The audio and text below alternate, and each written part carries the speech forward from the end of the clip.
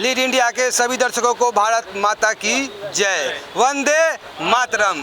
दोस्तों, आपको जैसा कि पता है कि गोरेगांव का शेर मिलिंद काफरे, तो मिलिंद काफरे जी से हम जानते हैं कि वाइकर जी के जो इलेक्शन में जीत मिला है तो उनकी जीत में कितना खुश हैं वो। सर, कैसा लग रहा है? बहुत आनंदित हूँ, बहुत ही ज़्यादा खुशी है। सर, आनंद है, खुशी, लेकिन कुछ लोग बोल रहे हैं कि बहुत छोटा सा है। जीत तो जीत होता है, जीत बड़ा हो या छोटा, लेकिन लोग बोलते बहुत छोटा सा। सर, ऐसा क्या हो गया कि इतना छोटा सा जीत मिला? छोटी सी जीत कैसे? 4.5 लाख मत हम लोगों ने लिए, तो ये छोटी जीत थोड़ी होती है। यदि आप बोलोगे कि 4.5 लाख हम लोगों को मिले और 4.5 लाख उन लोगों को मिले हैं, यदि आप ऐसा बोलोगे तो ये चलेगा ही नहीं। क्योंकि यदि आप देखोगे तो 4.5 लाख वोट उनको मिले बराबर, और 4.5 लाख वोट हम लोगों को मिले।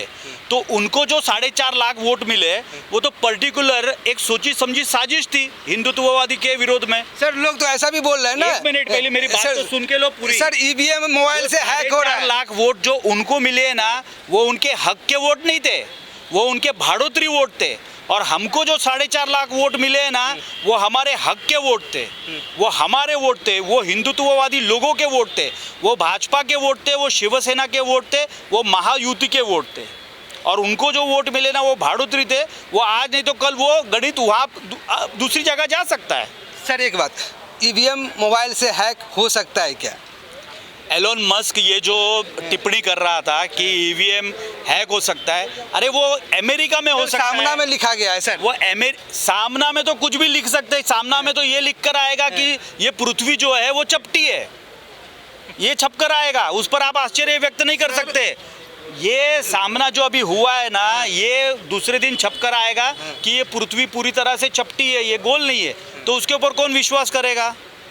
सर, अभी जो है ना, ऐसा बोला जा रहा है कि आप लोग मेहनत किए नहीं है, खाली आप एक OTP आया और जीत गए। तो ये सारी जनता जो है ना, ये गोरेगांव की जनता है। जरा कैमरा घुमा देना ये पूरी। और आज गोरेगांव का सम्मेलन है, तो ये गोरेगांव की जनता ने ना 24,000 वोटों से लीड दिया हुआ है। तो कौन से कहाँ से वोट नहीं मिला? हवे से वोट आया। अच्छा, दूसरा, क्या ईवीएम मशीन ये मोबाइल के द्वारा हैक किया जा सकता है? मतलब आपके बुद्धि के विषय में मुझे तो पूरी तरह से मतलब है ना, सोचने पर मैं केवल नहीं, पूरा भारत देश सोच रहा है कि इनकी बुद्धि कहाँ चल रही है कि ईवीएम मशीन ये मोबाइल के द्वारा हैक किया जा सकता है। तो सर, आपको क्या लगता है कि मेहनत से और अपने जो काम किया हुआ था इन्होंने जो अपने विधायकी में, उससे ही वोट मिला है, यानी OTP से जीते नहीं है?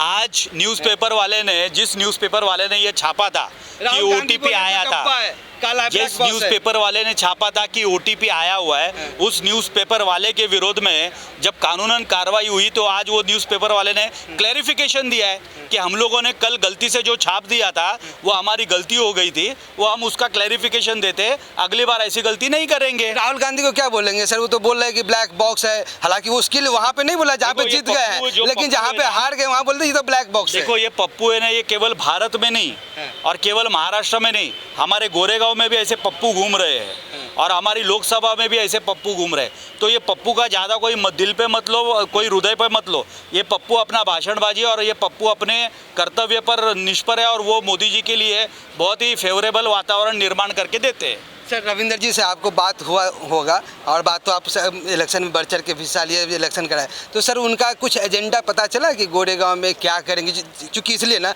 MLA का इलेक्शन अलग होता है, उन्होंने बहुत काम किए, हॉस्पिटल बनाए, रोड बनाए, बहुत सारी चीज़ें बनाए। क्या अभी सांसदी बनने के बाद कुछ उनका एजेंडा पता चला कि क्या करने वाले हैं गोरेगांव के लिए, या फिर अंधेरी या जोगेश्वरी ईस्ट या फिर मुंबई उत्तर पश्चिम जिला के लिए? रविंद्र वाइकर साहब है ना, ये कार्य सम्राट है और इनके काम से लोग इनको जानते हैं और इसी कारण पूरे जोगेश्वरी विधानसभा में रविंद्र वाइकर साहब का नाम केवल एक कार्य सम्राट, मतलब कार्य के प्रति उनकी जो निष्ठा है उसके कारण आज रविंद्र वाइकर साहब 4 बार चेयरमैनशिप ले चुके, 3 बार आमदार की जीत चुके। आज तक जितनी भी इलेक्शन लड़े वो कोई भी इलेक्शन हारे नहीं। तो काम के विषय में आप निश्चिंत रहिए, काम के विषय में एक ही नशा है रविंद्र वाइकर साहब को और वो है काम का। तो सर, अभी आपको क्या लगता है कि यानी गोरेगांव का भी और ये पूरा उत्तर पश्चिम जिला का विकास होगा? निश्चित होगा।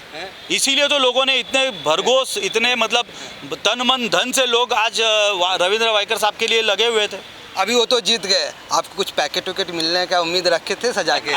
पैकेट मैंने पहले भी इंटरव्यू में दिया था। पैकेट वाले आए, पैकेट लिया और पैकेट लेकर चले गए। आपको मिला कि नहीं?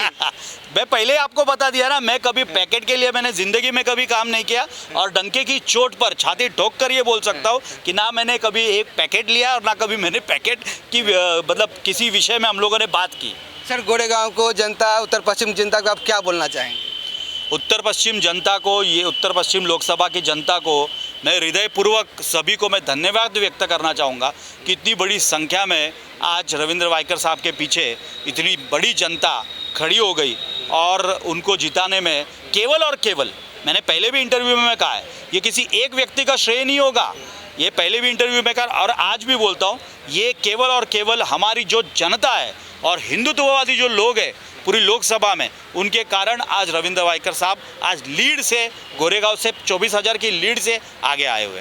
तो अभी आप देख रहे थे मिलिंद कापरे जी से, जो गोरेगांव का शेर बोलते हैं लोग इनको, और रविंद्र वाइकर जी का खासम खास उनसे इनको जरूर कुछ न कुछ टिप्स मिला होगा जो कि हम क्या करने वाले हैं। विकास होगा, उत्तर पश्चिम जिला का विकास होगा। हम आशा भी करते हैं कि यहाँ का विकास होना चाहिए, जो इतने सालों में नहीं हुआ है अब होना चाहिए। धन्यवाद। भारत माता की जय।